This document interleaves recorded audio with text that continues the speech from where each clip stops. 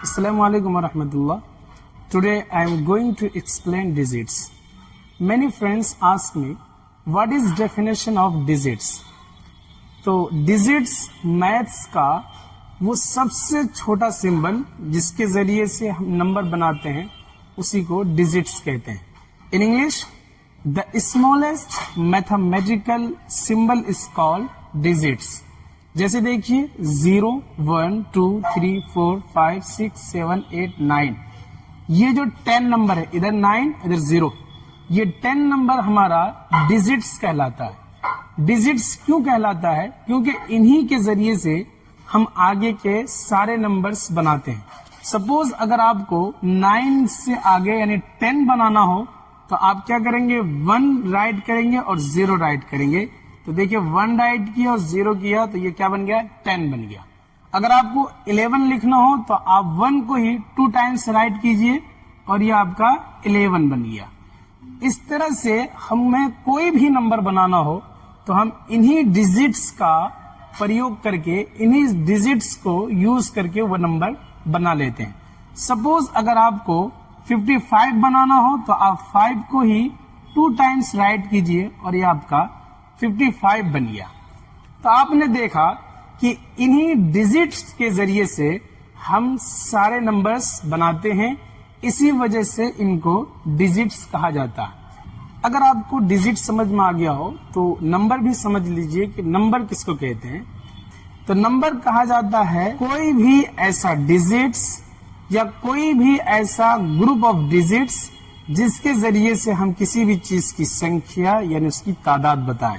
मान लीजिए कि अगर आपको इन उंगलियों को गिनना हो, इन उंगलियों की संख्या बताना हो तो आप क्या करेंगे, इस 3 के जरिए से इन उंगलियों की संख्या बताएंगे कि ये 3 उंगलियां. देखिए, a number is a digit or group of digits that is used to count anything. हम अगर इन्हीं डिजिट्स को यूज कर लेते हैं किसी भी चीज को गिनने के लिए तो उस टाइम में यही डिजिट हमारा नंबर भी कहलाता है. सपोज अगर मैंने आपसे पूछा कि ये कितनी उंगलियां हैं तो आप कहते हैं कि ये 3 है. तो देखिए ये जो 3 है यही आपका अब नंबर भी कहलाएगा, क्योंकि इस नंबर के जरिए से आप इन उंगलियों की तादाद यानी संख्या बता रहे हैं. तो जो हमारा डिजिट्स है वो नंबर भी होता है. क्यों नंबर होता है? क्योंकि इनके जरिए से भी हम किसी भी चीज की संख्या, किसी भी चीज की तादाद बताते हैं. लेकिन जो 9 से आगे का है, मान लीजिए कि 9 से आगे 10 है, तो ये 10 हमारा डिजिट नहीं कहलाएगा, ये 10 हमारा सिर्फ नंबर्स कहलाएगा. क्यों? क्योंकि 10 के जरिए से हम कोई दूसरा नंबर नहीं बनाते हैं. हाँ, 10 के अंदर 2 डिजिट्स जरूर है, 1 है और 0 है, क्योंकि 1 और 0 के जरिए से हमने 10 बनाया है. तो कोई भी नंबर होगा उस नंबर के अंदर डिजिट भी होगा. जैसे अगर आप लिखते हैं 36 तो देखिए 36 एक नंबर है जिसके जरिए से आप बताओगे कि 36 क्या है. सपोज अगर मैं कहता हूं कि मेरे क्लास में 36 स्टूडेंट्स हैं तो मैंने अपने क्लास के स्टूडेंट्स की संख्या आपको 36 से बताई है. तो ये 36 नंबर हुआ, लेकिन इस नंबर को बनाने के लिए हमने 3 का यूज किया और 6 का यूज किया. तो ये 3 और 6 हमारा डिजिट कहलाएगा.